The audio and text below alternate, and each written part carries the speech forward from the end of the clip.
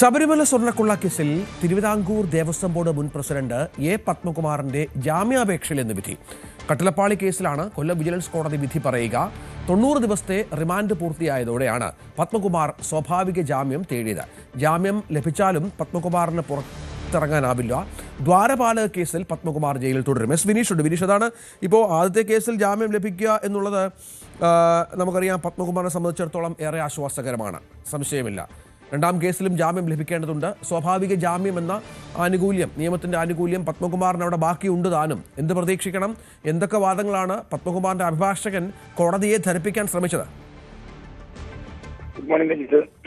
Good morning. കേസിൽ 90 ദിവസം remand പൂർത്തിയായതോടെയാണ് Padmakumar സ്വാഭാവിക ജാമ്യം തേടിയിരിക്കുന്നത്. കഴിഞ്ഞ ദിവസം ജാമ്യാപേക്ഷ പരിഗണിക്കുകയും വിധി പറയുവാനായി ഇന്നേക്ക് മാറ്റുകയുമായിരുന്നു. ശബരിമല സ്വർണ്ണക്കൊള്ളയുമായി ബന്ധപ്പെട്ട് 2 കേസുകൾ നിലവിലുണ്ടായതിനാൽ കട്ടിലപ്പാളി കേസിൽ ജാമ്യം ലഭിച്ചാലും ദ്വാരപാലക ശില്പ കേസിൽ റിമാൻഡ് തുടരുന്നതിനാൽ പുറത്തിറങ്ങാൻ കഴിയാത്ത സാഹചര്യമുണ്ട്.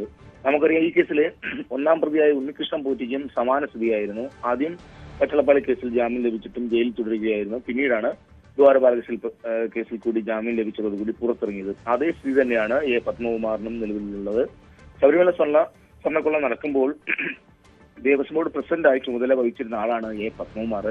ക്ഷേത്രത്തിലെ സ്വർണം, അതുപോലെ തന്നെ വിലപ്പെട്ട സ്വത്തുവകകൾ എന്നിവയുടെ എല്ലാം സുരക്ഷയും പരിപാലനവും എല്ലാം മേൽനോട്ടം എല്ലാം വഹിക്കുന്നത് പ്രസിഡന്റ് ഭരണപരമായ പരിധിയിൽ വരുന്നതിനാലാണ് ഈ കേസിൽ പങ്കുണ്ടെന്ന് കാട്ടി SIT അറസ്റ്റ് ചെയ്യുന്നതും നിലവിൽ റിമാൻഡിൽ കഴിയുകയൊക്കെ ചെയ്യുന്നത്. എന്നാൽ ഈ കുറ്റപത്രം സമർപ്പിക്കാത്തതും മറ്റ് പ്രതികൾക്ക് ലഭിച്ച സ്വാഭാവിക ജാമ്യവുമെല്ലാം ചൂണ്ടിക്കാട്ടിയാണ് പത്മകുമാറിന്റെ അഭിഭാഷകൻ ജാമ്യത്തിനായി കോടതിയിൽ വാദിച്ചിരിക്കുന്നത്. സ്വാഭാവികമായ ജാമ്യം ലഭ്യമാകണമെന്ന് തന്നെയാണ് ആവശ്യപ്പെടുന്നത്. അപ്പോ നിലവിൽ സ്വാഭാവിക ജാമ്യം ലഭിച്ചാലും പുറത്തിറങ്ങാൻ വേണ്ടി ദ്വാരപാലക ശില്പ കേസിൽ കൂടി 90 ദിവസമാകുന്ന മുറയ്ക്ക് ജാമ്യത്തിനായുള്ള ശ്രമം തുടരുമെന്നും നമുക്ക് അറിയാൻ സാധിക്കുന്നുണ്ട്. എന്തായാലും സ്വർണ്ണക്കൊള്ള കേസിൽ ഇതുവരെ പുറത്തിറങ്ങിയ 6 പ്രതികളിൽ 4 പേർക്കും സ്വാഭാവിക ജാമ്യം തന്നെയായിരുന്നു ലഭിച്ചത്.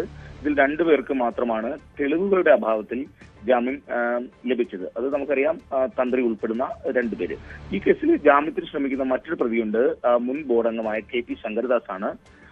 ശങ്കരദാസ് നിരവധി തവണ ജാമ്യത്തിനായി ശ്രമിച്ചിട്ടുണ്ടെങ്കിലും ജാമ്യം ലഭിക്കാത്ത സാഹചര്യമുണ്ട്. ഇപ്പോ അവസാനമായി 2 ജാമ്യ ഹർജികളാണ് വിജിലൻസ് കോടതിയിൽ സമർപ്പിച്ചിരിക്കുന്നത്. അത് ഈ മാസം 23-നാകും രഞ്ജിത്ത് പരിഗണിക്കുക.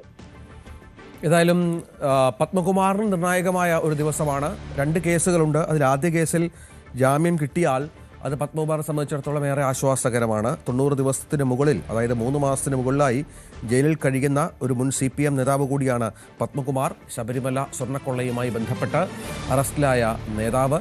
വളരെ കൃത്യമായി പത്മകുമാറിൻ്റെയും മറ്റും പങ്കാളിത്തം SIT കണ്ടെത്തിയിട്ടുണ്ട്. കോടതിക്കും അതുമായി ബന്ധപ്പെട്ട ബോധ്യമുണ്ട്. നിരവധി പരാമർശങ്ങൾ കോടതി ഇതുമായി ബന്ധപ്പെട്ട് നടത്തിയിട്ടുണ്ട്. ഈ സാഹചര്യത്തിൽ കൂടിയാണ് ഇപ്പോൾ ഇത്തരത്തിൽ ഒരു ജാമ്യവുമായി ബന്ധപ്പെട്ട് പത്മകുമാർ കോടതിയെ സമീപിക്കുന്നത്.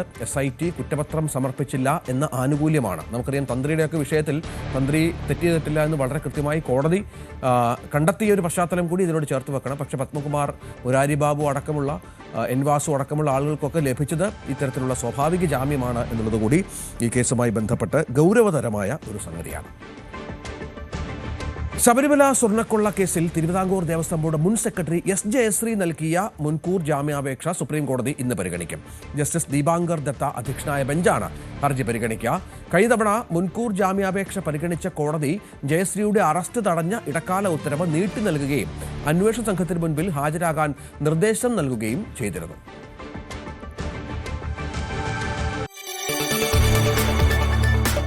കൂടുതൽ വാർത്തകൾക്ക് News 18 Keralam YouTube channel subscribe ചെയ്യുക.